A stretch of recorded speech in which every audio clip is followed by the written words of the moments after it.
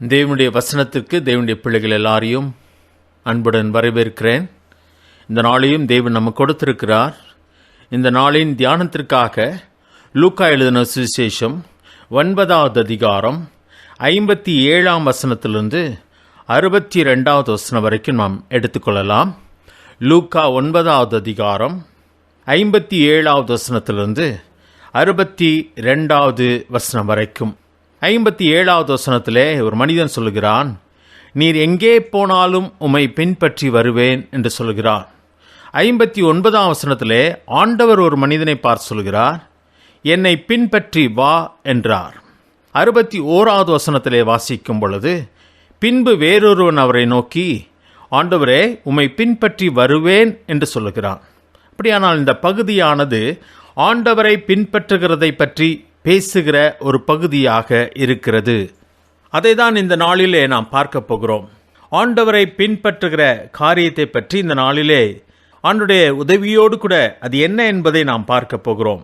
ஆண்டவரை பின்பற்ற நீங்கள் விரும்பினாலும் சரி, அல்லது ஆண்டவரே தன்னை பின்பற்றும்படியாக உங்களை அழைத்தாலும் சரி, எப்படியாக இருந்தாலும் நீங்கள் கவனிக்க வேண்டிய காரியங்கள் என்ன என்பதை தான் இந்த நாளிலே நாம் கவனிக்கப் போகிறோம், தியானிக்கப் போகிறோம். உலக பிரகாரமான காரியங்களிலே நாம் சாதாரணமாய் பார்க்கும் காரியம் என்னவென்று சொன்னால், உடனடியாய் நமக்கு கிடைக்கக்கூடிய கூலி, சம்பளம் எவ்வளவு என்று சொல்லி பார்க்கிறோம். உடனடியாக நமக்கு கிடைக்கப் போகிற மதிப்பும் அந்தஸ்தும் என்ன என்று சொல்லி பார்க்கிறோம்.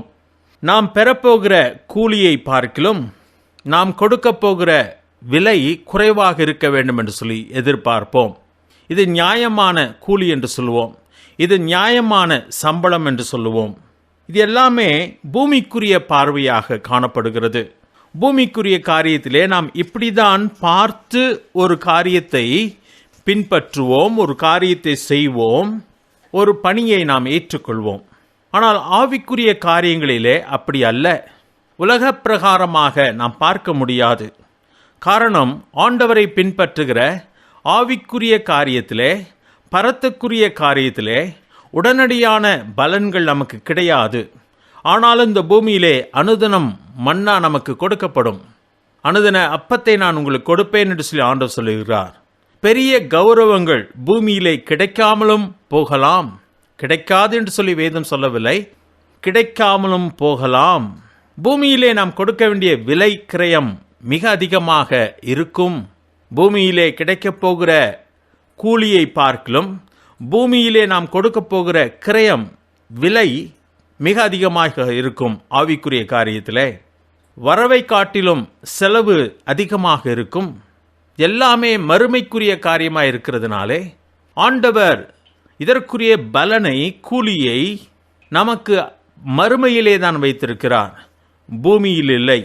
இந்த மறுமையின் பார்வை இல்லாவிட்டால் ஒரு மனிதனும் அவரை பின்பற்ற முடியாது. அவருக்கென்று இந்த பூமியிலே பணி செய்ய முடியாது. அதனால் இந்த பூமிக்குரிய காரியத்தை பார்க்கும் விதம் வேறே, ஆண்டவரை பின்பற்றுகிற காரியத்தில் நம்முடைய பார்வை ஆவிக்குரிய பார்வையாக இருக்க வேண்டும் என்பது மிக முக்கியமான ஒரு காரியம். உலகத்துக்குரிய பார்வையிலே அல்லது கணக்கிலே நாம் ஆவிக்குரிய காரியத்தை பார்ப்போமானால் அது பைத்தியமாய் தோன்றும் என்பதிலே சந்தேகம் ஒன்றுமில்லை. முதலாவது மனிதனை நாம் பார்க்க போகிறோம். 57வது வசனத்தை நாம் பார்க்கலாம். அதை நான் வாசிக்கிறேன், கவனியுங்கள். அவர்கள் வழியிலே போகையில் ஒருவன் அவரை நோக்கி, ஆண்டவரே நீர் எங்கே போனாலும் உம்மை பின்பற்றி வருவேன் என்றான்.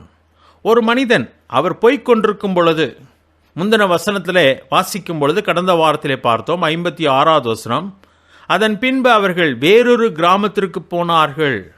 சமாரியா வழியாக அவர்கள் கடந்து போக விரும்பின பொழுது அந்த சமாரிய மக்கள் அவரை அனுமதிக்காதபடியினாலே வேறு கிராமத்தின் வழியாக போனார்கள். அப்படி போகும் பொழுது ஒரு மனிதன் அவனே வந்து சொல்லுகிறான், நான் உம்மை பின்பற்றுவேன் ஆண்டவரே என்று சொல்லுகிறான். அவனை ஆண்டவர் அழைத்ததாக தெரியவில்லை. அவனே வந்து சொல்லுகிறான், ஆண்டவரே நான் உம்மை பின்பற்றி வருவேன் என்று சொல்லுகிறான். இப்படி ஆண்டவரை பின்பற்றின மனிதர்கள் உண்டு. ஆதியாகமம் 5வது அதிகாரம் 22வது வசனத்தில் வாசிக்கும் பொழுது ஏனோக்கை பற்றி வாசிக்கிறோம். ஏனோக்கு மெத்துசலாவை பெற்ற பின் 300 வருஷம் தேவனோடு சஞ்சரித்து கொண்டிருந்து குமாரரையும் குமார்த்திகளையும் பெற்றான் என்று சொல்லி வாசிக்கிறோம். ஆதியாகமம் 5வது அதிகாரம் 22வது வசனத்திலே. ஏன் இவ்வளவு முந்தின நாட்களில் இருக்கிற ஒரு மனிதனை எடுத்து காட்டுகிறேன் என்று சொன்னால், ஆதி முதல் அவரை பின்பற்றுகிற மனிதர்கள் இருந்தார்கள். இவர்களையெல்லாம் ஆண்டவர் அழைத்ததாக தெரியவில்லை. கிறிஸ்தவ வாழ்க்கையே அவரை பின்பற்றும் வாழ்க்கைதான். நாம் நம்முடைய வாழ்க்கையை வாழுவோம். தெய்வம் என் வாழ்க்கையை ஆசீர்வதிக்க வேண்டும். நான் என் பணியை செய்வேன். என் பணியிலே தெய்வம் தன் ஆசீர்வாதத்தை பொழிய வேண்டும் என்பதுதான் மற்ற மதங்கள் போதிக்கிற காரியம். ஆனால் கிறிஸ்தவ வாழ்க்கை என்பது அவரை பின்பற்றும் வாழ்க்கையாக இருக்கிறது. என்னை பின்பற்றி வாருங்கள் என்றுதான் ஆண்டவர் நம்மை அழைத்திருக்கிறார். ஆதி முதற்கொண்டு ஏனோக்கே பார்க்கும் பொழுது அவன் கர்த்தருடன் நடந்தான், சஞ்சரித்தான் சொல்லப்பட்டிருக்கிறது. நோவாவை பற்றி வாசிக்கும் போது நோவா தேவனுடன் சஞ்சரித்தான் என்று சொல்லி வாசிக்கிறோம். அதுதான் ஆதி முதற்கொண்டு. இன்றைக்கும் அப்படிதான். எபிரேயர் 11வது அதிகாரத்திலே வாசிக்கும் பொழுது மோசேயை பற்றி வாசிக்கிறோம். மோசே அரண்மனையிலே வளர்ந்தான். பார்வோனின் அரண்மனையிலே அவன் சகல செல்வ செழிப்போடு கூட இருந்தவன். ஆனால் அவன் பெரியவனான போது என்று சொல்லி எபிரேயர் 11வது அதிகாரம் 24வது வசனத்திலே நாம் வாசிக்கிறோம். எபிரேயர் 11வது அதிகாரம் 24வது வசனத்திலே, விசுவாசத்தினாலே மோசே தான் பெரியவனான போது பார்வோனுடைய குமாரத்தியின் மகன் எனப்படுவதை வெறுத்து அநித்தியமான பாவ சந்தோஷங்களை அனுபவிப்பதை பார்க்கலும் தேவனுடைய ஜனங்களோட துன்பத்தை அனுபவிப்பதையே தெரிந்து கொண்டு இனி வரும் பலன் மேல் நோக்கமாயிருந்து எகிப்திலுள்ள பொக்கிஷங்களிலும் கிறிஸ்துவின் நிமித்தம் வரும் நிந்தையை அதிக பாக்கியமென்று எண்ணினான். அவன் தன் வாழ்க்கையிலே தேவனுடைய ஜனங்களோடு கூட துன்பம் அனுபவிப்பதை தெரிந்து கொண்டான் என்று சொல்லி வாசிக்கிறோம். ஆண்டவருக்காக களத்திலே இறங்கினான். ஒருவேளை அந்த ஆரம்பம் அவனுக்கு முற்றிலும் தோல்வியாக முடிந்தது. பயந்து ஓடிப்போனான் வனாந்தரத்துக்கு. ஆனால் அப்பொழுதே அவன் ஆண்டவருக்காக எடுத்த தீர்மானம். ஆனால் தேவனால் அழைக்கப்படாமல் தேவனை பின்பற்ற ஒருவனாலும் முடியாது என்பதை அந்த எபிரேயரிலே நாம் வாசிக்கிறோம். எபிரேயர் 5வது அதிகாரம் 4ஆம் வசனத்திலே வாசிக்கும் போது, மேலும் ஆரோனைப் போல தேவனால் அழைக்கப்பட்டால் ஒழிய ஒருவனும் இந்த கனமான ஊழியத்திற்கு தானாய் ஏற்படுகிறதில்லை. தேவனால் அழைக்கப்படவில்லை என்று சொன்னால் ஒருவனும் தேவனை பின்பற்ற முடியாது. பிதா ஒருவனை இழுத்து கொள்ளாவிட்டால் ஒருவனும் என்னிடத்திலே வரமாட்டான் என்று சொல்லி ஆண்டவர் குறிப்பிடுகிறார். அதுதான் உண்மை. ஒருவேளை இந்த மனிதர்கள் எல்லாரும் யாராய் இருக்கிறார்கள் சொன்னால் தேவனால் ஏவப்பட்ட மனிதர்கள். வெளியிலே தேவன் அவர்களை அழைத்ததாக தெரியவில்லை. ஆனால் தேவன் அவள் வாழ்க்கையிலே தெளிவான வெளிச்சத்தை கொடுத்து ஆண்டுக்காக அழைக்கப்பட்டவர்கள். ஆனால் இந்த பூமியிலே தேவனால் அழைக்கப்படாமலும் ஓடினவர்கள் உண்டு. அவர்கள் தேவனுக்காக ஓடினவர்கள் அல்ல, தேவனால் அழைக்கப்படாமல் பொய்யாய் ஓடினவர்கள். ஆண்டவர் அவர்களை பற்றி சொல்லும் பொழுது எரேமியா 23வது அதிகாரம் 21வது வசனத்தில் வாசிக்கிறோம். அந்த தீர்க்கதரிசிகளை நான் அனுப்பாதிருந்தும் அவர்கள் ஓடினார்கள், அவர்களோட நான் பேசாதிருந்தும் அவர்கள் தீர்க்கதரிசனம் சொன்னார்கள் என்று சொல்லி கள்ள தீர்க்கதரிசிகளை பற்றி ஆண்டவர் சொல்லுகிறார். எரேமியா 23வது அதிகாரம் 21வது வசனத்தில் வாசிக்கிறோம். நான் அவர்களை ஓடும்படியாய் சொல்லவில்லை, ஆனால் அவர்கள் ஓடுகிறார்கள். நான் அவர்களுடனே கூட பேசினதில்லை, ஆனால் அவர்கள் என் நாமத்தினாலே தீர்க்கதரிசனம் உரைத்தார்கள் என்று சொல்லி கள்ள தீர்க்கதரிசிகளை பற்றி பேசுகிறார். தேவனால் அழைக்கப்படாமல் ஒருவனும் தேவனுடைய ஊழியத்திற்கு வர முடியாது. ஆனால் தேவனால் அழைக்கப்பட்டதாக தெரியாத அநேகர் ஆண்டவருக்காக ஓடி இருக்கிறார்கள். அவர்களை பற்றி நாம் கவனிக்க வேண்டுமானால் அவர்களும் தேவனால் அழைக்கப்பட்டவர்கள்தான். ஒருவேளை அவருடைய அழைப்பு வெளிப்படையாக சொல்லப்படவில்லை. இந்த மனிதனை தேவன் அழைத்தாரா அழைக்கவில்லையா என்பது எனக்கு தெரியவில்லை. நான் உன்னை அழைக்கவில்லை என்று சொல்லி ஆண்டவர் இந்த மனுஷனிடத்தில் சொல்லவில்லை. அந்த மனுஷன் இன்னும் தெளிவாய் சொல்லுகிறான். 57ஆம் வசனத்திலே, லூக்கா 9வது அதிகாரம் 57ஆம் வசனத்திலே, ஆண்டவரே நீர் எங்கே போனாலும் உம்மை பின்பற்றி வருவேன் என்று சொல்லுகிறான். நீர் எங்கே போனாலும், அவன்தான் ஊழியக்காரன். ஆண்டவர் எங்கே போனாலும் அவரை பின்பற்றுகிறவன் தான் ஊழியக்காரன். யோவான் 12வது அதிகாரத்தை எடுத்துக்கொள்வோமானால், யோவான் 12வது அதிகாரம் 26வது வசனத்தை நான் வாசிக்கிறேன், கவனியுங்கள். யோவான் 12:26, ஒருவன் எனக்கு ஊழியம் செய்கிறவனானால் என்னை பின்பற்ற கடவன். நான் எங்கே இருக்கிறேனோ அங்கே என் ஊழியக்காரனும் இருப்பான். ஒருவன் எனக்கு ஊழியம் செய்தால் அவனை பிதாவானவர் கனம் பண்ணுவார் என்று சொல்லி ஆண்டவர் சொல்கிறார். ஒருவன் எனக்கு ஊழியம் செய்கிறவனானால் என்னை பின்பற்ற கடவன். அவரை பின்பற்றுவதுதான் அவர் எதிர்பார்க்கிற காரியம். அதுதான் கிறிஸ்தவ வாழ்க்கை. அது மட்டுமல்ல, ஆண்டவர் சொல்கிறார், நான் எங்கே இருக்கிறேனோ அங்கே என் ஊழியக்காரனும் இருப்பான். ஊழியக்காரன் அவர் இருக்கிற இடத்துல இருக்கிறவன், தான் விரும்புகிற இடத்துல இருக்கிறவன் அல்ல ஊழியக்காரன். அவர் சொல்லுகிற இடத்திலே, அவர் எங்கே இருக்கிறாரோ அங்கே அவன் இருக்க வேண்டும். அங்கே அவருக்கு அவன் ஊழியம் செய்ய வேண்டும். 27ஆம் வசனத்திலே ஆண்டவர் உடனடியாக எதை பற்றி பேசுகிறார் என்பதை கவனியுங்கள். என் ஆத்துமா கலங்குகிறது, நான் என்ன சொல்லுவேன்? பிதாவே, இந்த வேளையில் நின்று என்னை ரட்சியும் என்று சொல்லுவேனா? ஆகிலும் இதற்காகவே இந்த வேளைக்குள் வந்தேன் என்று சொல்லி ஆண்டவர் சிலுவையை பார்க்கிறவராக இருக்கிறார். சிலுவையை நோக்கி பார்த்து கலக்கம் அடைகிறவராக இருக்கிறார். அவர் சுமக்கப் போகிற சிலுவையை, அடையப் போகிற பாடுகளையும் அவமானங்களையும் அவர் நோக்கி பார்க்கிறார். பாவம் ஆக்கப்பட போகிறதை அவர் நோக்கி பார்க்கிறார், கலக்கம் அடைகிறார். ஆம், அதுதான் ஊழியக்காரன். அவர் எங்கே இருக்கிறாரோ அங்கே அவன் இருப்பான். அவர் சிலுவையை சுமப்பது போல அவன் சுமப்பான்.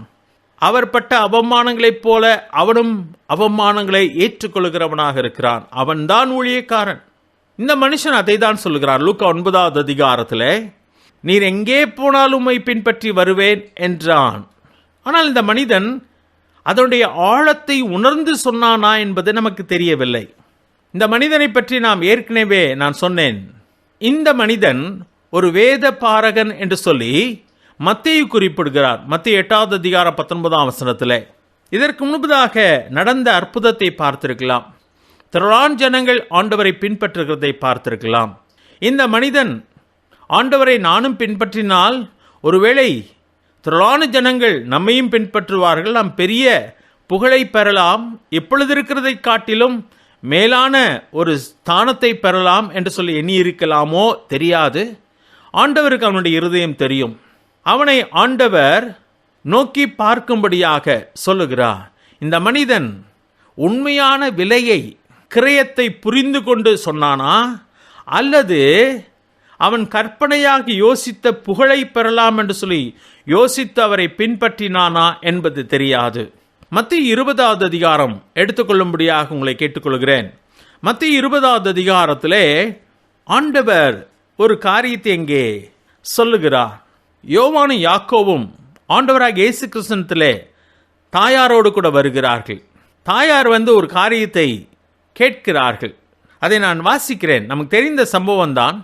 மத்தேயு 20ஆவது அதிகாரம் 21ஆம் வசனத்திலிருந்து நான் வாசிக்கிறேன். அவர் அவளை நோக்கி, உனக்கு என்ன வேண்டும் என்று கேட்டார். அதற்கு அவள், உம்முடைய ராஜ்யத்தில் என் குமாரனாகி இவ்விரண்டு பேரில் ஒருவன் உமது வலது பரிசத்திலும் ஒருவன் உமது இடது பரிசத்திலும் உட்கார்ந்திருக்கும்படி அருள் செய்ய வேண்டும் என்றாள். இயேசு பிரதியுத்தரமாக, நீங்கள் கேட்டுக்கொள்ளுகிறது இன்னதென்று உங்களுக்கு தெரியவில்லை. நான் குடிக்கும் பாத்திரத்தில் நீங்கள் குடிக்கவும், நான் பெறும் ஸ்நானத்தை நீங்கள் பெறவும் உங்களால் கூடுமா என்றார். அதற்கு அவர்கள் கூடும் என்றார்கள். ஆண்டவர் அவங்களை பார்த்து சொல்றாரு, நீங்க என்ன கேட்குறீங்கன்றது உங்களுக்கே தெரியாம கேட்குறீங்க. அதனுடைய விலை உங்களுக்கு தெரியுமா? ஆண்டவர் பிதாவின் வலது பரிசத்திலே அமருகிறவராய் இருக்கிறாரே, அதற்காக அவர் கொடுத்த விலை தெரியுமா? இப்பொழுது குமாரனுடைய வலது பரிசத்திலும் இடது பரிசத்திலும் இடம் கேட்கிறீர்களே, அதனுடைய விலை உங்களுக்கு தெரியுமா? என்ன கேட்கிறீர்கள் என்று தெரிந்துதான் கேட்கிறீர்களா என்று சொல்லி ஆண்டவர் கேட்கிறார். அவர்கள் அதை முழுமையாய் புரிந்து கொள்ளாமல், ஆம் நாங்கள் அப்படிப்பட்ட கிரியத்தை கொடுக்க ஆயத்தம் என்று சொல்லுகிறார்கள். ஆண்டவர் உங்களாலெல்லாம் கொடுக்க முடியாது என்று சொல்லி மறுக்கவில்லை. ஆண்டவர் சொல்லுகிறார், நீங்கள் என் பாத்திரத்தில் நீங்கள் குடிப்பீர்கள், நான் பெறும் ஸ்நானத்தை நீங்கள் பெறுவீர்கள், ஆனாலும் அது என் கையில் இல்லை என்று சொல்லிவிட்டார். அதிகமான பரிசுகளை, அதிகமான மகிமையை நான் பெற வேண்டுமானால் அதிகமான பாடுகளை சுமக்க வேண்டும், கிரயம் கொடுத்து ஆக வேண்டும். கிறிஸ்துவை பின்பற்றுவது என்பது ஒரு அற்புதமான ஸ்லாக்கியம். அவர் நம்மை அழைப்பது என்பது மேன்மையான ஒரு காரியம்.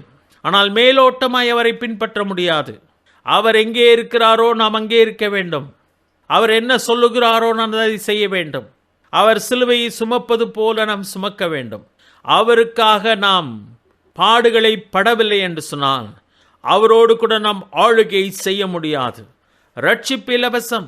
ஆனால் நமக்கு கிடைக்கப் போகிற கூலியும் பரிசுகளும் கிரீடங்களும் இலவசம் அல்ல. நம்மை தேவன் மகிமைப்படுத்த போகிறாரே, அந்த மகிமையின் மேன்மை இலவசம் அல்ல. நன்றாய் புரிந்து கொள்ள வேண்டும். சில நேரத்திலே நாம் உம்மை பின்பற்றுவோம் என்று சொல்லுகிறோமே, அதனுடைய கிரயம் என்ன என்பதை தெரியாமல் அநேகர் சொல்லிவிட்டார்கள். ஆனால் தான் இன்றைக்கு அவர்கள் அவரை பின்பற்ற முடியாமல் தயங்கி நிற்கிறார்கள். அவர்கள் மகிமை உண்டு, மேன்மை உண்டு, ஆசீர்வாதம் உண்டு என்று நினைத்து அவரை பின்பற்றினார்கள். ஆனால் இன்றைக்கோ பாடுகளும் நிந்தைகளும் ஏற்படுகிறது. குடும்பத்திலே எதிர்ப்புகள் வருகிறது. அநேகருடைய கோபங்கள் அவர்கள் மேலே வருகிறது கிறிஸ்துவை பின்பற்றுவது நிமித்தம். அதனாலே தடுமாறுகிறார்கள். இவ்வளவு பாடுகள் இருக்கும் என்று சொல்லி நாங்கள் எதிர்பார்க்கவில்லையே என்று சொல்லி. அதனால் தான் இந்த மனிதனை ஆண்டவர் சொல்லுகிறார், நீ செலுத்த வேண்டிய விலை உனக்கு தெரியுமா என்று சொல்லி 58வது வசனத்திலே ஆண்டவர் அந்த மனுஷனோடு கூட பேசுகிறார். கவனியுங்கள், மிக முக்கியமான ஒரு காரியம், கவனமாய் கவனியுங்கள். ஆண்டவரை பின்பற்றுவது ஸ்லாக்கியம். ஆனால் ஆண்டவரை பின்பற்றுவது என்பது இந்த உலக பணியை செய்வது போல அல்ல. 58வது வசனத்தை வாசிக்கிறேன். அதற்கு இயேசு, நரிகளுக்கு குழிகளும் ஆகாயத்து பறவைகளுக்கு கூடுகளும் உண்டு, மனுஷகுமாரனுக்கோ தலை சாக்கிய இடமில்லை என்றார். மனுஷகுமாரனுக்கோ தலை சாக்கிய இடமில்லை. நரிகளுக்கு குழி உண்டு, ஆகாயத்து பறவைகளுக்கு கூடுகள் உண்டு, ஆனால் எனக்கோ தலை சாக்கிய இடமில்லை. எதற்காக என்னை பின்பற்றி வருகிறாய்? ஒருவேளை நீ எதிர்பார்ப்பது எதுவுமே கிடைக்காமல் போகலாம். அதுதான் நீ கொடுக்க போகிற விலை என்பதை ஆண்டவர் அங்கு சுட்டி காட்டுகிறார். நாம் கிறிஸ்துவை பின்பற்ற தீர்மானம் எடுத்த பொழுது எதை எதிர்பார்த்தவரை பின்பற்ற தீர்மானம் எடுத்தோம்? முதலாவது காரியம், the purpose in your decision. ஆண்டவரை பின்பற்றுகிற உன்னுடைய தீர்மானத்தினுடைய நோக்கம் என்ன? the purpose in your decision. ஆண்டவர் அதுதான் இந்த மனுஷனிடத்தில் சொல்கிறார். எதற்காக நீ என்னை பின்பற்ற போகிறாய்? இந்த பூமியிலே அநேகத்திலே பிரதிபலன்களே இல்லை. இந்த பூமியிலே பசியும் பட்டினியும் இருக்கலாம், தலை சாக்கிய இடமில்லாமல் போகலாம், நிந்தைகளும் அவமானங்களும் ஏற்படலாம், சிலுவையினாலே மரணமும் ஏற்படலாம். என்னை பின்பற்ற ஆயத்தமா? சில நேரத்திலே அநேக பெரும் கூட்டம் நம்மை பின்பற்றுகிற சூழ்நிலைகளும் இருக்கலாம். இயேசுவை ஏராளமான பேர் பின்பற்றினார்கள். அது மிகவும் அழகான கவர்ச்சியான ஒரு காரியமாக தான் இருந்தது. ஆனால் கல்லறியப்படுகிற நேரங்களும் இருந்தது. சிலுவையின் நிந்தையும் அவமானங்களும் அடிகளும் உதைகளும் மரணமும் இருந்தது. ஆயத்தமா அவரை பின்பற்ற? இதுதான் அவரை பின்பற்றும் காரியம். எதற்காக அவரை பின்பற்றும் தீர்மானம் எடுத்தோம் என்பதற்கான பதில் நீங்கள் சொல்லி ஆக வேண்டும். இந்த முதல் மனிதன் சொல்கிறான், நீர் எங்கே போனாலும் உம்மை பின்பற்றி வருவேன். ஆண்டு சொல்கிறார், நீர் எடுத்த தீர்மானத்தினுடைய காரணம் என்ன, நோக்கம் என்ன என்று சொல்கிறார். இரண்டாவது மனிதனுக்கு வரலாம். இரண்டாவது மனிதன் 59வது வசனம். வேறொருவனை அவர் நோக்கி, என்னை பின்பற்றி வா என்றார். அதற்கு அவன், ஆண்டவரே, முன்பு நான் போய் என் தகப்பனை அடக்கம் பண்ண எனக்கு உத்தரவு கொடுக்க வேண்டும் என்றான். இந்த மனுஷனை ஆண்டவர் தான் அழைத்தார். என்னை பின்பற்றி வா என்றார். இப்படி அழைக்கப்பட்ட மக்களும் உண்டு. ஆபிரகாமை தேவன் அழைத்தார். ஆபிரகாமே, நான் உனக்கு காட்டும் தேசத்துக்கு நீ புறப்பட்டு போ, உன் இனத்தையும் உன் தேசத்தையும் உன் தகப்பன் வீட்டையும் விட்டு புறப்பட்டு போ என்று சொல்கிறார். அவன் புறப்பட்டு போனான். பவுலை தேவன் அழைக்கிறார். வித்தியாசமான ஒரு வாழ்க்கையை வாழ்ந்து கொண்டிருந்த பவுலை ஆண்டவர் அழைத்தார். அவன் அவரை பின்பற்றினான். ஐஸ்வர்யமான வாலிபன் ஒரு நாளிலே ஆண்டிடத்திலே வந்து, நித்திய ஜீவனை சுதந்திரித்துக் கொள்ள நான் என்ன செய்ய வேண்டும் என்று சொல்லி கேட்கிறான்.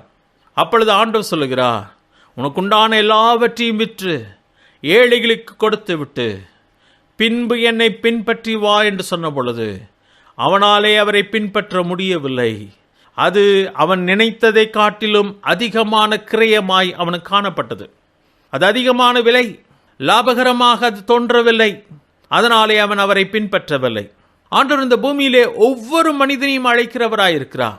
ஓ தாகமாயிருக்கிறவர்களே, நீங்கள் இடத்திலே வாருங்கள் என்று சொல்கிறார். வருத்தப்பட்டு பாரம் சுமக்கிறவர்களே, நீங்கள் எல்லாரும் இடத்தில் வாருங்கள் என்று சொல்லி ஆண்டு அழைக்கிறார். ஒவ்வொரு மனிதனையும் அவரை பின்பற்றும்படி அழைக்கிறார். எல்லாரும் அவரை பின்பற்றுவதில்லை. காரணம், அவரை பின்பற்றுவது அவர்களுக்கு லாபகரமாக தெரியவில்லை. அவர்கள் இந்த உலகத்தின் பார்வையிலே அவருடைய அழைப்பை பார்ப்பதினாலே, மறுமைக்குருவிகளை அவர்கள் பார்க்க முடியாததினாலே, அவர்கள் செலுத்த வேண்டிய கிரயம் மிக அதிகமாய் இருப்பதினாலே பயந்து அவரை பின்பற்றாமல் போகிறார்கள். இந்த மனிதன் ஆண்டவர் அழைத்தவுடனே அவன் இல்லை, என்னால் பின்பற்ற முடியாது என்று சொல்லவில்லை. ஆனால் ஒரு காரியத்தை சொல்கிறான். 59ஆம் வசனத்தை பார்க்கலாம். என்னை பின்பற்றி வா என்றார். அதற்கு அவன், ஆண்டவரே, முன்பு நான் போய் என் தகப்பனை அடக்கம் பண்ண எனக்கு உத்தரவு கொடுக்க வேண்டும் என்றான். நான் பின்பற்ற ஆயத்தம், ஆனால் அதற்கு முன்பதாக எனக்கு ஒரு பணி இருக்கிறது. என் தகப்பன் மரித்த பின்பு, அவனை அடக்கம் பண்ணின பின்பு நான் வந்து உம்மை பின்பற்றுவேன் என்று சொல்லி அவனுடைய பிரையாரிட்டியிலே முதலிடத்திலே தகப்பனுக்கு செய்ய வேண்டிய கடமைகளை செய்துவிட்டு வருவேன் என்று சொல்கிறான். உலக பிரகாரமான கடமை அவன் வாழ்க்கையிலே முதல் இடத்திலே வைக்கப்பட்டிருக்கிறது. இரண்டாவது தான் தேவனுக்கு செய்ய வேண்டிய காரியங்கள் அவன் வாழ்க்கையிலே வைக்கப்பட்டது. தேவ பதில் என்னென்று சொன்னால் 60ஆம் வசனத்தை நான் வாசிக்கிறேன். அதற்கு இயேசு, மரித்தோர் தங்கள் மரித்தோரை அடக்கம் பண்ணட்டும், நீ போய் தேவனுடைய ராஜ்யத்தை குறித்து பிரசங்கி என்றார். மரித்தோர் தங்கள் மரித்தோரை அடக்கம் பண்ணட்டும். அந்த காரியத்தை செய்வதற்கு நிறைய பேர் இருக்கிறார்கள். உலகத்தின் மக்கள் அந்த உலகத்தின் பொறுப்புகளை செய்யட்டும். நீ தேவனுடைய காரியத்துக்காக அழைக்கப்பட்டவன், தேவ ராஜ்யத்திற்காக அழைக்கப்பட்டவன். நீ தேவ ராஜ்யத்துக்குரிய காரியங்களை நீ போய் பார் என்று சொல்லுகிறார். நீ அதை உன் வாழ்க்கையிலே முதன்மையாக வை என்று சொல்லுகிறார். Priority in your decision. தேவ அழைப்பிலே உன்னுடைய முக்கியத்துவம் எதுவாயிருக்கிறது, அதை நாம் கவனித்து ஆக வேண்டும். அநேக கடமைகள் நமக்கு உண்டு என்பது உண்மைதான். ஆனால் தேவனுடைய காரியம்தான் என் வாழ்க்கையிலே முதன்மையான இடத்தை பெற வேண்டும் என்பது மிக முக்கியமான ஒரு காரியம். மத்தேயு 10வது அதிகாரம் எடுத்துக்கொள்ளலாம். மத்தேயு 10வது அதிகாரத்தில் 37வது வசனத்தை நான் வாசிக்க விரும்புகிறேன். மத்தேயு 10வது அதிகாரம் 37வது வசனம். தகப்பனையாவது தாயையாவது என்னிலும் அதிகமாய் நேசிக்கிறவன் எனக்கு பாத்திரன் அல்ல, மகனையாவது மகளையாவது என்னிலும் அதிகமாய் நேசிக்கிறவன் எனக்கு பாத்திரன் அல்ல, தன் சிலுவை எடுத்துக்கொண்டு என்னை பின்பற்றாதவன் எனக்கு பாத்திரன் அல்ல.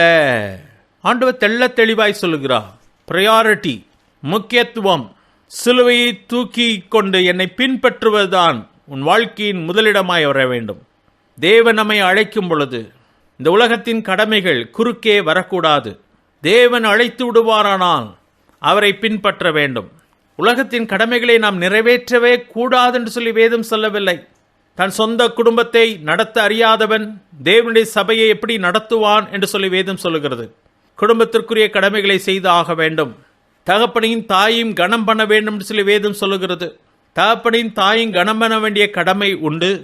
ஆனால் அவைகள் முதலிடத்தில் வர முடியாது. இதை நாம் சரியாக வைத்து பார்க்க வேண்டும். தேவனுக்கு கீழ்ப்படுகிற மனிதன் தகப்பனுக்கும் தாய்க்கும் செய்ய வேண்டிய கடமையை செய்யவே முடியாது, செய்யவே கூடாது என்று வேதம் சொல்லவில்லை.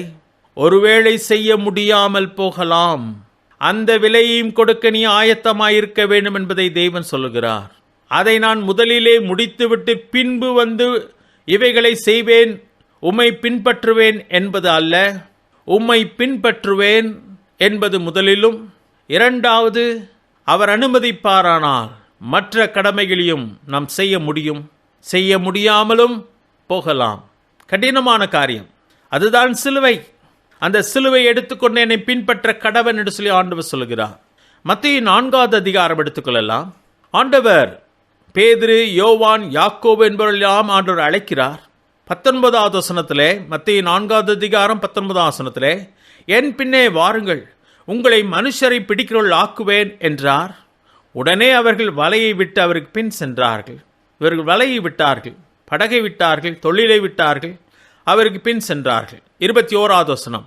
அவர் அவ்விடம் விட்டு போகையில் வேறே 2 சகோதரராகிய செபதேயுவின் மகன் யாக்கோபும் அவன் சகோதரன் யோவானும் தங்கள் தகப்பன் செபதேயுடனே படவிலிருந்து தங்கள் வலைகளை பழுது பார்த்து கொண்டிருக்கிற போது அவர்களை கண்டு அவர்களையும் அழைத்தார்.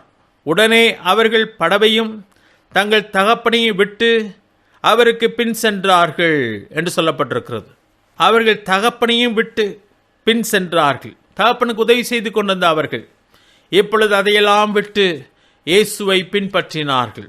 மத்தேயுவை அழைத்த பொழுது மத்தேயு ஆயத்துறையிலே அமர்ந்திருந்தான். வரி வசூலிக்கிற மனிதனாக இருக்கிறான். அந்த பணியை விட்டு அவரை பின்பற்றினான். அவனுக்கும் அநேக கடமைகள் இருந்திருக்கும். எல்லா சீஷர்களுக்கும், அவரை பின்பற்றின ஒவ்வொரு மனிதனுக்கும் அநேக கடமைகள் இருந்திருக்கும். ஆனால் அந்த கடமைகள் எல்லாம் இரண்டாவது வந்தது. இந்த தேசத்துக்கு வரி கட்ட வேண்டியதும் நம்முடைய கடமைதான். அதை செய்ய வேண்டாம் என்று ஆண்டவர் சொல்லவில்லை. அதை செய்யும்படியாக தான் சொன்னார். அதை செய்வதற்கான வழிகளையும் அவர் உண்டாக்குவார், அதிலே சந்தேகமில்லை. ஆனால் அது நம்முடைய வாழ்க்கையிலே இரண்டாவதாக வர வேண்டும். முதலாவதாக வருவது எது என்று சொன்னால், தேவனுடைய அழைப்புக்கு நாம் கீழ்ப்படிவதுதான் நம்முடைய வாழ்க்கையின் முதன்மையாக வர வேண்டும். அவைகளை செய்து முடித்த பின்பு உம்மை பின்பற்றுவேன் என்று சொல்லுவதை ஆண்டவர் ஏற்றுக்கொள்ள மாட்டார். மரித்தோர் தங்கள் மரித்தோரை அடக்கம் பண்ணட்டும், நீ போய் தேவனுடைய ராஜ்யத்தை குறித்து பிரசங்கி என்று சொல்கிறார். அது உன் வாழ்க்கையிலே முதன்மையாக இருக்கட்டும் என்று சொல்கிறார். மூன்றாவது மனிதனுக்கு வரலாம். மூன்றாவது மனிதன் 61வது வசனம். பின்பு வேறொருவன் அவரை நோக்கி, ஆண்டவரே, உம்மை பின்பற்றுவேன், ஆனாலும் முன்பு நான் போய் வீட்டில் இருக்கிறவிடத்தில் அனுப்புவித்து கொண்டு வரும்படி எனக்கு உத்தரவு கொடுக்க வேண்டும் என்றான். இந்த மனிதன் அவனாக தீர்மானம் எடுத்தானா இயேசுவை பின்பற்றுவதற்கு, அல்லது ஆண்டவர் தான் அவனை அழைத்தாரா என்பது தெரியவில்லை.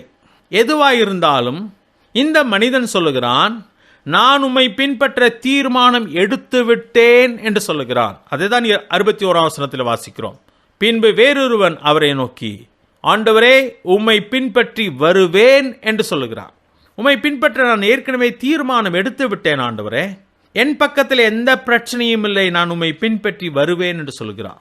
உறுதியாக சொல்லுகிறான். ஆனாலும் அதனோடு கூட சேர்த்து அவன் வேறொரு காரியத்தையும் சொல்லுகிறான்.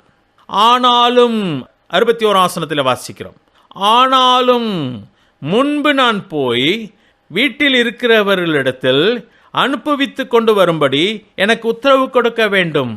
நான் தீர்மானம் எடுத்து விட்டேன் ஆண்டவரே, ஆனால் என் வீட்டின் மக்கள் என்னை அனுப்ப வேண்டும். அவர்களும் எனக்கு உத்தரவு கொடுக்க வேண்டும். பெற்றவர்களிடத்திலும் மற்றவர்களிடத்திலும் அனுமதி பெற வேண்டும். அதிலே ஒரு சிறிய பிரச்சனை இருக்கிறது. நான் ஆயத்தம், ஆனால் அவர்கள் ஆயத்தமாக இருக்கிறார்களா என்பது தெரியவில்லை. அவர்கள் என்னை தடுக்கிறார்கள்.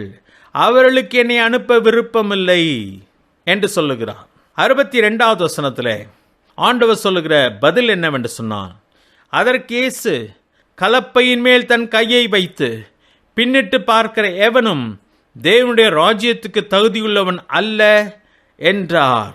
ஆண்டவர் சொல்லுகிற காரியம் என்னவென்று சொன்னால், மகனே, நீ தீர்மானம் எடுத்து விடுவாயானால், மற்றவர்கள் சரி என்றும் சொன்னாலும் வேண்டாம் என்று சொன்னாலும் நீ திரும்பி பார்க்காமல் என்னை பின்பற்று என்று சொல்கிறார். திரும்பி பார்க்காதே, நீ போக வேண்டும் என்று சொல்லி தீர்மானம் எடுத்து விட்டாய் அல்லவா, நீ திரும்பி பார்க்காதே. அதை தான் சொல்கிறார். கலப்பையிலே உன் கையை வைத்து விட்டாய், வைத்து விட்ட பின்பு ஏன் பின்னிட்டு பார்க்கிறாய்? அப்படி பின்னிட்டு பார்க்கிறவன் தேவனுடைய ராஜ்யத்துக்கு தகுதியுள்ளவன் அல்ல என்றார்.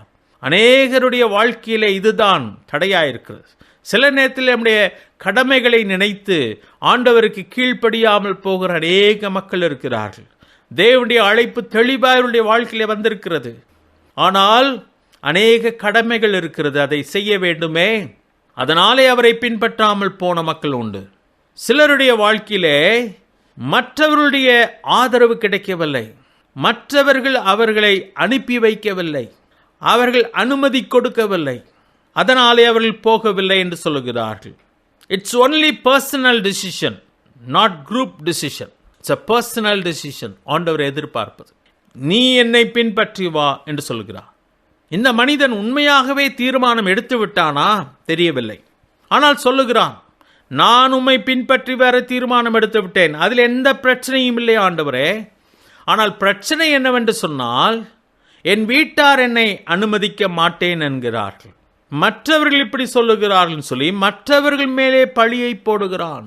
ஒருவேளை இருக்கலாம், இவனுக்குள்ளேயும் போவதற்கு தயக்கம் இருக்கிறது, ஆனால் இவன் மற்றவர்கள் மேலே பழியை போட்டுவிட்டு அவன் அவரை பின்பற்றாமல் இருக்க பார்க்கிறான். தெரியவில்லை. ஆண்டவர் சொல்லுகிறார், கலப்பையிலே கை வைத்து விட்டு பின்னிட்டு பார்க்கிறவன் எவனுமே தேவனுடைய ராஜ்யத்துக்கு தகுதியுள்ளவன் அல்ல என்று சொல்லுகிறார். 3 விதமான காரியங்களை நாம் பார்க்கிறோம். ஒன்று, ஆண்டவரை பின்பற்றுவதின் நோக்கம் என்ன? The purpose in your decision. தேவனை பின்பற்றுவதில் எடுத்த தீர்மானத்திலே நம்முடைய நோக்கம் என்ன? The purpose in your decision. இரண்டாவது காரியம், priority in your decision. ஆண்டவரை பின்பற்ற தீர்மானம் எடுத்த மனிதனுக்கு எது அவனுடைய வாழ்க்கையிலே முதன்மையான நோக்கமாயிருக்கிறது? எது முதன்மையாக வைக்கப்பட்டிருக்கிறது? தேவனுடைய அழைப்பு முதன்மையாய் வைக்கப்படவில்லை என்று சொன்னால் அவன் கர்த்தரை பின்பற்ற முடியாது. அநேக காரியங்கள் உண்டு, கடமைகள், பொறுப்புகள் இருக்கிறது. ஆனால் கர்த்தர் அழைத்து விடுவாரானால் எல்லாவற்றையும் பின்பதாக எரிந்துவிட்டு வரக்கூடியவன் தான் அவரை பின்பற்ற முடியும். எந்த சாக்கு போக்குகளையும் சொல்ல முடியாது. மூன்றாவது காரியம், it's only a personal decision, not group decision. குழுவாக சேர்ந்து நாம் தீர்மானம் எடுக்க முடியாது. கர்த்தர் ஒரு மனிதனை அழைக்கும் பொழுது அவன் அவரை பின்பற்ற வேண்டும். ஆபிரகாமை அழைத்தார். அப்பொழுது சொல்லுகிறார், உன் தேசத்தையும் உன் இனத்தையும் உன் தகப்பனின் வீட்டையும் விட்டு புறப்பட்டு வா. எல்லாவற்றையும் உதறிவிட்டு அவன் பின்பற்ற வேண்டியதாக இருந்தது. எல்லாரும் அவனுக்கு முத்தம் கொடுத்து அனுப்பியிருப்பார்கள் என்று சொல்லி நம்புகிறோமா? நிச்சயமாக இருக்க முடியாது. பைத்தியக்காரனாய் அவர்கள் பார்த்திருக்கலாம். அநேகர் கண்ணீர் விட்டு அழுதிருக்கலாம். ஆபிரகாம் புறப்பட்டு போன பொழுது அது ஆபிரகாமின் இருதயத்தை உடைத்து இருக்கலாம், தெரியாது. பவுல் ஆண்டவரை பின்பற்ற ஆரம்பித்த பொழுது யூத கூட்டம் அவனை கொலை செய்ய பார்த்தது. யூதர்கள் அனைவரும் அவன் மேலே கோபமானார்கள். நீங்கள் ஆண்டவரை பின்பற்றும் பொழுது உங்களுடைய குடும்பம் உங்களை பைத்தியக்காரன் என்று சொல்லலாம், அல்லது உங்கள் மேலே கோபப்படலாம். சமுதாயம் உங்களை கொலை செய்ய பார்க்கலாம். ஆனாலும் அவரை பின்பற்ற நாம் ஆயத்தமா? எல்லாவற்றையும் உதறிவிட்டு போகும் பொழுது நன்றி கெட்டவன் என்று சொல்லலாம், கடமை மறந்தவன் என்று சொல்லலாம், என்ன வேண்டுமானாலும் பேசலாம். ஆண்டவர் சொல்கிறார், தகப்பனையாவது தாயையாவது மனைவியாவது பிள்ளைகளையாவது என்னிலும் அதிகமாய் நேசிக்கிறவன் எனக்கு சீஷனாய் இருக்க முடியாது என்று சொல்கிறார். களப்பையிலே கை வைத்து விட்டு பின்னிட்டு பார்க்கிறவன் தேவனுடைய ராஜ்யத்துக்கு தகுதியுள்ளவன் அல்ல என்று சொல்லுகிறார். சிலுவையை எடுத்துக்கொண்டு என்னை பின்பற்றாதவன் எனக்கு சீஷனாய் இருக்க முடியாது என்று சொல்லி ஆண்டவர் சொல்கிறார். கடினமான காரியமாக இருக்கிறது இல்லையா? ஆனால் அதுதான் அவரை பின்பற்றுதல். அதுதான் அவரை பின்பற்றுதல். அவரை பின்பற்றுவதற்கு எதுவும் தடையாய் வரக்கூடாது. நரிகளுக்கு குழிகள் இருக்கிறது, ஆகாயத்து பறவைகள் கூடுகள் உண்டு. அவைகள் கூட எனக்கு கிடைக்காவிட்டாலும் அவரை பின்பற்ற ஆயத்தமா? தகப்பனுக்கும் தாய்க்கும் செய்ய வேண்டிய கடமையை கூட நான் செய்ய முடியாமல் போகலாம். அப்படியானாலும் அவருடைய அழைப்பு கீழ்ப்படிய ஆயத்தமா? அவரை பின்பற்ற ஆயத்தமா? யாருமே என்னை போய் வா என்று சொல்லவில்லை. ஆண்டவர் மட்டும்தான் என்னை அழைக்கிறார். அப்படி இருந்தாலும் அவருடைய அழைப்பு கீழ்ப்படிய ஆயத்தமா? இன்றைக்கு அநேகர் எல்லாரும் ஏற்றுக்கொண்டால் நானும் கிறிஸ்துவை ஏற்றுக்கொள்வேன், என் குடும்பத்திலே வேண்டாம் என்று சொல்லுகிறார்கள், அதனால் தான் நான் கிறிஸ்துவை ஏற்றுக்கொள்ள முடியாமல் இருக்கிறது. என்னை விடமாட்டேன் என்று சொல்லுகிறார்கள், அதனால் தான் நான் கிறிஸ்துவை ஏற்றுக்கொள்ள முடியாமல் இருக்கிறது. எனக்கு ஆசைதான் என்று சொல்லி எத்தனையோ பேர் சொல்லுகிறதை கேட்டிருக்கிறோமே. என் தகப்பனுக்கு கொல்லி வைக்க வேண்டும், என் பிள்ளைகளுக்கு திருமணமாக வேண்டும், நான் இதை செய்ய வேண்டும், அதை செய்ய வேண்டும், குடும்பத்திலே மூத்தவனாயிருக்கிறேன், என் குடும்பத்தின் பண்டிகை நாட்களிலே நான் தான் முன்னதாக நின்று சில காரியங்களை செய்தாக வேண்டும், அதனால் இப்பொழுது நான் கிறிஸ்துவை பின்பற்ற முடியாதவனாயிருக்கிறேன் என்று சொல்லி அநேகர் சொல்லுகிறதை கேட்டிருக்கிறோம் இல்லையா? ஆண்டவர் சொல்லுகிறார், நீ என்னை பின்பற்றி வா. மற்றவர்கள் யாரும் உன்னை போய் வா என்று சொல்லாவிட்டாலும் நீ என்னை பின்பற்றி வர வேண்டும். தகப்பனுக்கு தாய்க்கு செய்ய வேண்டிய கடமைகளை செய்ய முடியாமல் போனாலும் நீ என்னை பின்பற்றி வா. தலை சாக்கிய இடமில்லாமல் போனாலும் நீ என்னை பின்பற்றி வா என்று சொல்லி ஆண்டவர் சொல்கிறார். இதுதான் ஆண்டவரை பின்பற்றுகிற காரியம். இப்படி நாம் அவரை பின்பற்றுகிறோமா? இன்றைக்கு அவரை பின்பற்றுகிறோம் என்று சொல்லுகிறோமே, அநேக நேரத்தில் அவருக்கு கீழ்ப்படிய முடியாமல் போவதற்கு காரணம் என்ன தெரியுமா? இப்படிப்பட்ட காரியங்கள். அவமானம் ஏற்படும் என்பதனாலே அவர் சொல்லுகிறதற்கு நான் கீழ்ப்படியாமல் போய்விடுகிறேன். ஏதோ காரணங்களினாலே நான் அவரை கீழ்ப்படியாமல் போகிறேன். அவரை பின்பற்றுவேன் என்று சொல்லி அவரை பின்பற்ற ஆரம்பித்த பின்பு, களப்பையிலே கை வைத்த பின்பு, காரணங்கள் சொல்லி அவர் கீழ்ப்படியாமல் போவது ஆண்டவர் சொல்கிறார், தேவனுடைய ராஜ்யத்துக்கு தகுதியானவன் அல்ல என்று சொல்லுகிறார். நான் எங்கே இருக்கிறேனோ அங்கே என் ஊழியக்காரனும் இருப்பான். நான் சிலுவையை சுமப்பது போல அவனும் சிலுவையை சுமக்க வேண்டும் என்று சொல்கிறார். நம்முடைய வாழ்க்கையை சோதித்து பார்க்கலாமா? எங்கே தவறுகிறோம் என்று சொல்லி பார்க்கலாமா? அநேக நேரத்திலே ஆண்டவருக்கு கீழ்ப்படியாதற்கு சாக்கு போக்குகள் சொல்லுகிறோமே, அது சரிதானா என்று சொல்லி இந்த வசனங்களின் அடிப்படையில் நம்மை சோதித்து பார்க்கலாமா? நம்மை ஆண்டவருக்கு முழுமையாய் ஒப்பு கொடுப்போமா? எதுவானாலும் அவரை பின்பற்றுவோம் என்று சொல்லுவோமா? தேவன் அதை தான் எதிர்பார்க்கிறார். அப்படி நாம் அவரை பின்பற்றும் பொழுது தேவனின் மேன்மையான வழிகளிலே நம்மை நடத்துவார் என்பதிலே சந்தேகம் வேண்டாம். ஆண்டவருக்கு கீழ்ப்படிந்த கிறிஸ்து சிலுவையிலே தொங்கும் பொழுது தன் தாய்க்கு செய்ய வேண்டிய கடமையை அந்த நேரத்திலும் அவர் செய்து முடித்தார். கிறிஸ்துவை பின்பற்றுகிறதுனாலே அப்படிப்பட்ட காரியங்களை செய்ய முடியாமல் போய்தான் ஆகும் என்பதில்லை. ஆனால் அப்படி ஆனாலும் பின்பற்ற ஆயத்தமா என்பதை தான் ஆண்டவர் கேட்கிறார். எல்லாருக்கும் தலை சாய்க்க கூட இடமில்லாமல் போய்தான் ஆகும் என்று சொல்லி வேதம் சொல்லவில்லை. ஆனால் தலை சாய்க்க இடமில்லாமல் போனாலும் அவரை பின்பற்ற ஆயத்தமா என்று சொல்லி ஆண்டவர் கேட்கிறார். நாம் அவரை பின்பற்றுகிறோம். இது நமக்கு கிடைத்த ஒரு ஸ்லாக்கியம். இந்த பூமியில் அநேகருக்கு கிடைக்காத ஸ்லாக்கியம். அவரை சரியாய் அவரை பின்பற்றுவோமா? அவர் விரும்புகிறபடி நாம் அவரை பின்பற்றுவோமா? சிலுவை எடுத்துக்கொண்டு அவரை பின்பற்றுவோமா? தேவன் தாம் இந்த வார்த்தைகளை ஆசீர்வதிப்பாராக. ஜெபம் செய்வோம். எங்களை நேசிக்கிற நல்ல ஆண்டவரே, உம்முடைய வார்த்தைகளுக்காக நன்றி செலுத்துகிறோம். நீ தெளிவாக எங்களோடு கூட பேசினதுக்காக நன்றி.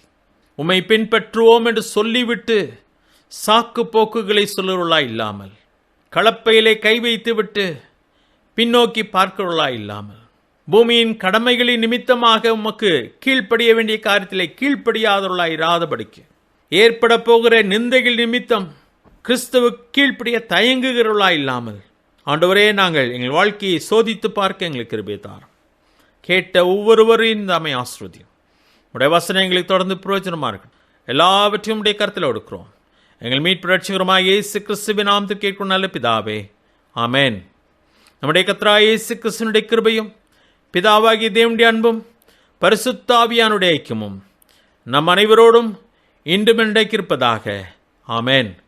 என் ஆத்துமாவே கர்த்தரை ஸ்தோத்ரி, என் முழுவலுமே பரிசுத்த நாமத்தை ஸ்தோத்ரி. என் ஆத்துமாவே கர்த்தரை ஸ்தோத்ரி, அவர் செய்த சகல உபகாரங்களையும் மறவாதே. ஆமென்.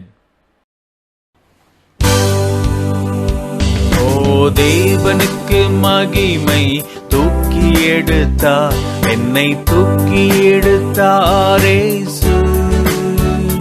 தம் கரத்தை நீட்டி ரட்சித்தாரே. ஓ தேவனுக்கு மகிமை. இயேசுவை நேசிக்கிறேன், மென்மேலும் நேசிக்கிறேன். அக்கரையில் நான் இன்று அவரை என்றென்றும் வாழ்த்துவேன். அக்கரையில் நான் இன்று அவரை என்றென்றும் வாழ்த்துவேன்.